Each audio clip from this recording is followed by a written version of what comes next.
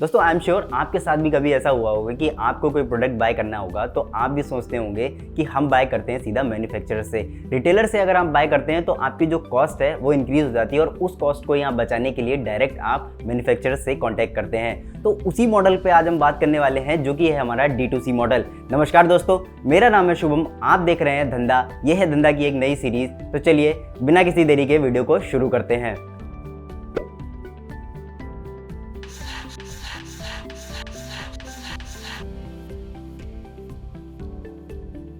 दोस्तों यहाँ पर हम बात कर रहे हैं D2C मॉडल की। D2C मॉडल का अगर हम फुल फॉर्म की बात करते हैं तो डायरेक्ट टू कंज्यूमर। दोस्तों ये एक एक्सटेंशन मॉडल है B2C मॉडल का, और B2C मॉडल को हमें समझने के लिए यहाँ पर B2B को समझना पड़ेगा। दोस्तों B2B की अगर बात करता हूँ तो B2B का मतलब है बिजनेस टू बिजनेस, और वहीं अगर बात करता हूँ B2C की तो बिजनेस टू कंज्यूमर। चलिए दोस्तों, अगर आपको समझ नहीं आ रहा है तो हम इसको एक एग्जाम्पल से समझते हैं। मान लीजिए कोई एक मैन्युफैक्चरर है जो कि कपड़ा मैन्युफैक्चर करता है, फिर उसके बाद उसको कंज्यूमर को डायरेक्ट सेल करना है, पर वो नहीं कर सकता क्योंकि वहाँ पर कंज्यूमर को एक यूजफुल प्रोडक्ट चाहिए उस कपड़े का बना हुआ। तो वहाँ पर जो मैन्युफैक्चरर है वो डील करता है एक दूसरे बिजनेस से, फिर एक दूसरा बिजनेस उस मैन्युफैक्चरर से कपड़े को बाय करता है, उसकी यूजफुल प्रोडक्ट्स बनाता है, फिर कंज्यूमर को सेल करता है। तो यहाँ पर जो दूसरा कस्टमर है वो एज ए कस्टमर भी काम करता है और एज ए बिजनेस भी काम करता है। बट B2B मॉडल में जो मैन्युफैक्चरर है वो बिजनेस काम करता है और दूसरा जो B है वो यहाँ पर बिजनेस के लिए इसलिए काम कर रहा है क्योंकि यहाँ पर जो डील हो रही है मैन्युफैक्चरर और बिजनेस के बीच में वो कॉमर्शियल डील है, इसलिए यहाँ पर जो बिजनेस है वो B2B बिजनेस है। वहीं पर जो बिजनेस कपड़ा बाय करता है मैन्युफैक्चरर से, फिर उसको एक यूजफुल प्रोडक्ट में कन्वर्ट करता है, फिर कंज्यूमर तक पहुंचाता है, उसको हम बोलते हैं B2C मॉडल। तो उम्मीद करता हूं आपको ये दो बड़े अच्छे से क्लियर हो गए होंगे, B2B और B2C। वहीं पर अगर दोस्तों बात करता हूं मिडिल मैन को रिमूव करने की, तो वहां पर नया मॉडल निकल के आता है, वो है यहाँ पर D2C, डायरेक्ट टू कंज्यूमर।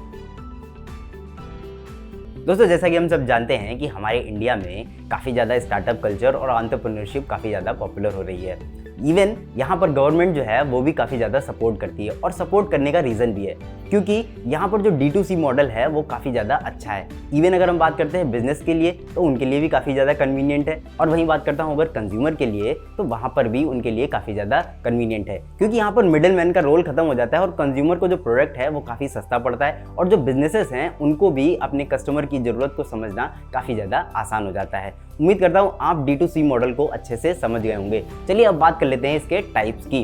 दोस्तों यहाँ पर 5 टाइप्स आपको देखने को मिलेंगे, जिसमें पहला जो टाइप है वो है डायरेक्ट सेलिंग। दोस्तों डायरेक्ट सेलिंग जो होती है वो अपने प्रोडक्ट को जो बिजनेसेस हैं वो इंडिपेंडेंट एजेंट के थ्रू सेल करते हैं। जैसे आपने काफ़ी बार देखा होगा, आपके घर पे काफ़ी ज़्यादा लोग आते हैं और आपको उस प्रोडक्ट के बारे में बताते हैं, आपका मन करता है बाय करने का तो फिर आप बाय करते हैं, अदरवाइज आप उनको रिजेक्ट कर देते हैं। तो ये होती है डायरेक्ट सेलिंग जो कि इंडिपेंडेंट लोग करते हैं, और इस तरीके से डायरेक्ट सेलिंग स्टार्ट होती है। दोस्तों अगर हम नेक्स्ट पॉइंट की बात करते हैं तो यहाँ पर है pure play digital.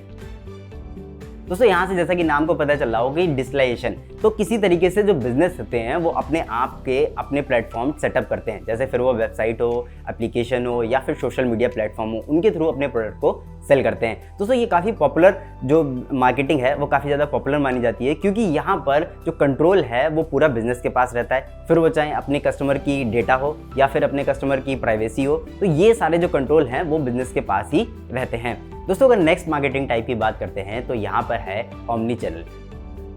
Omni channel में हम वेबसाइट को और रिटेल स्टोर को सेटअप करते हैं। अगर इसका एग्जांपल की अगर मैं बात करता हूँ तो लेंसकार्ट में आपको ये काफ़ी ज़्यादा देखने को मिलेगा। वो ओमनी चैनल जो मार्केटिंग स्टाइल है उस पर ज़्यादा फोकस करते हैं और आपको काफ़ी जगह शहर में उनके रिटेल स्टोर देखने को मिल जाएंगे। इसके थ्रू यहाँ पर जो कस्टमर की एक प्राइवेसी रहती है उसको वो कंट्रोल कर सकते हैं, वहीं पर अगर प्राइस कंपैरिजन रहता है तो वो उसको भी कंट्रोल कर सकते हैं, और डिफरेंट तरीके के सॉल्यूशंस होते हैं कस्टमर के लिए, वो यहाँ से रिटेल स्टोर से वो प्रोवाइड कर सकते हैं। दोस्तों अगर नेक्स्ट टाइप की बात करता हूँ तो नेक्स्ट टाइप है यहाँ पर मार्केट प्लेस। दोस्तों हम सब जानते हैं आज के टाइम पे अगर 2 ई-कॉमर्स प्लेटफॉर्म की बात करता हूं तो बिग एकदम बीस्ट है यहाँ पर, वो है यहाँ पर अमेजॉन और फ्लिपकार्ट। तो वहाँ पर अगर आप अपने प्रोडक्ट्स को लिस्ट नहीं करते हैं तो शायद आप काफ़ी बड़ी मार्केट को खो रहे हैं। तो वहीं पर आज के टाइम पर अगर आपको एक D2C मॉडल सेटअप करना है, D2C बिजनेस स्टार्ट करना है, तो आपको वहाँ पर भी एक अपने प्रोडक्ट को एज ए सेलर रजिस्टर करना पड़ेगा और वहाँ पर भी अपने प्रोडक्ट को सेटअप करना पड़ेगा और सेल करना पड़ेगा। इवन आपकी ब्रांडिंग है तो पॉपुलर आप ही हो रहे होते हैं, ब्रांड अवेयरनेस आपकी ही हो रही होती है, बट उसके जो सेल करने का आपका प्लेटफॉर्म है वो चेंज हो गया होता है। तो ये भी काफ़ी ज़्यादा पॉपुलर एक मार्केटिंग का टाइप है D2C बिजनेस में। वही दोस्तों अगर नेक्स्ट पॉइंट की बात करता हूँ, नेक्स्ट टाइप की बात करता हूँ, तो वो है यहाँ पर हाइब्रिड मॉडल। दोस्तों हाइब्रिड मॉडल जैसा कि आपको नाम से ही पता चल रहा होगा कि ये एक मिक्स कॉन्सेप्ट होता है जहाँ पर हम सभी चीज़ों पे फोकस करते हैं, फिर वो चाहे रिटेल स्टोर हो या फिर आपकी वेबसाइट हो या फिर आपके जो मार्केट प्लेस होते हैं अमेजॉन, फ्लिपकार्ट, उस पर आप अपने प्रोडक्ट को सेल करना चाहते हैं। तो ये सारे जो प्लेटफॉर्म्स हैं उसको हम मिलाकर ये हाइब्रिड मॉडल तैयार करते हैं और उसके थ्रू हम अपने बिजनेस की मार्केटिंग करते हैं या फिर इस टाइप के थ्रू हम अपने प्रोडक्ट को सेल करते हैं। दोस्तों हम बात करते हैं बेनिफिट की। दोस्तों जैसा कि हम सब जानते हैं, जैसा मैंने स्टार्टिंग में ही बताया कि D2C मॉडल काफ़ी ज़्यादा पॉपुलर हो रहा है। उसके पॉपुलर होने की रीज़न सिर्फ इतना है कि यहाँ पर जो कस्टमर है वो डायरेक्ट बात करता है अपने मैन्युफैक्चरर से और मैन्युफैक्चरर जो है वो अपनी नीड समझता है कस्टमर की और किसी तरीके की अगर प्रॉब्लम होती है तो वहाँ पर आपको डायरेक्ट सोल्यूशन मिलता है सीधा ब्रांड से। तो ब्रांड यहाँ पर इसलिए ज़्यादा D2C मॉडल पर फोकस करते हैं। और वहीं बात करता हूँ दूसरे बेनिफिट की, तो वो यहाँ पर है कॉस्ट। जैसा कि मैंने बताया कि मिडिल मैन यहाँ पर किसी तरीके से कोई भी रोल प्ले नहीं करते हैं, तो यहाँ पर जो कॉस्टिंग है वो काफ़ी ज़्यादा बच जाती है और उसका डायरेक्ट जो आपको बेनिफिट है वो कंज्यूमर को देखने को मिलता है और इस तरीके से ब्रांड अपनी जो एक इस्टेब्लिशमेंट है वो इस्टेब्लिश करते जाते हैं। दोस्तों अगर नेक्स्ट बेनिफिट की बात करते हैं तो यहाँ पर आ जाता है ब्रांड अवेयरनेस। दोस्तों ब्रांड अवेयरनेस में काफ़ी ज़्यादा आपको यहाँ पर फ़ायदे देखने को मिलते हैं क्योंकि यहाँ पर डायरेक्ट ब्रांड अपने कंज्यूमर को सेल कर रहा होता है, तो उसकी जो ब्रांडिंग है वो डायरेक्ट कंज्यूमर तक पहुँच रही होती है और उससे ब्रांडिंग अवेयरनेस जो है वो काफ़ी ज़्यादा अच्छे से हो रही होती है। आप सबसे ज़्यादा जानते होंगे कि अगर मार्केटिंग का कोई सबसे अच्छा तरीका है वो है वर्ड ऑफ माउथ, और वर्ड ऑफ माउथ के जरिए अगर हम किसी को प्रोडक्ट कोई भी सजेस्ट करते हैं तो वो सबसे अच्छी मार्केटिंग होती है और यही ब्रांड फोकस करते हैं कि आप तक डायरेक्ट पहुंचे और उस चीज़ को फोकस करें कि आप उस प्रोडक्ट को किसी दूसरे को सजेस्ट करें। वहीं दोस्तों अगर नेक्स्ट पॉइंट की बात करता हूँ, नेक्स्ट बेनिफिट की बात करता हूँ, तो रिटेल स्टोर।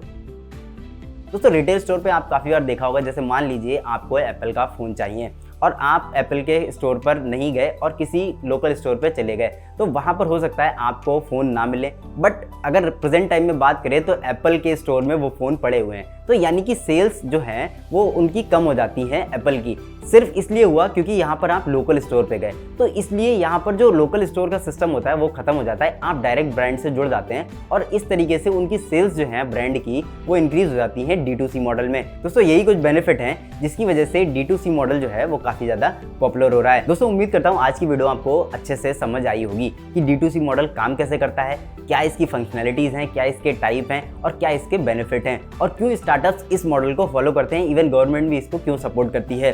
तो उम्मीद करता हूँ आज की वीडियो अच्छे से आपको समझ आ गई होगी और अभी भी अगर आपके मन में कोई कंफ्यूजन है तो नीचे कमेंट बॉक्स में मुझे ज़रूर बताइएगा और हम कोशिश करेंगे कि जल्दी से जल्दी आपके उस सवाल का जवाब दें। दोस्तों इस तरीके के क्वालिटी कंटेंट को बनाने के लिए हमारी टीम काफ़ी ज़्यादा मेहनत करती है, तो इस तरीके के उनको अप्रिशिएट करने के लिए वीडियो के नीचे आपको एक लाइक बटन दिख रहा होगा, वहाँ पर आप उसको प्रेस कर सकते हैं और इस तरीके के क्वालिटी कंटेंट को आगे भी देखने के लिए हमारे चैनल को सब्सक्राइब कर सकते हैं। मिलते हैं नेक्स्ट वीडियो में, तब तक के लिए धन्यवाद।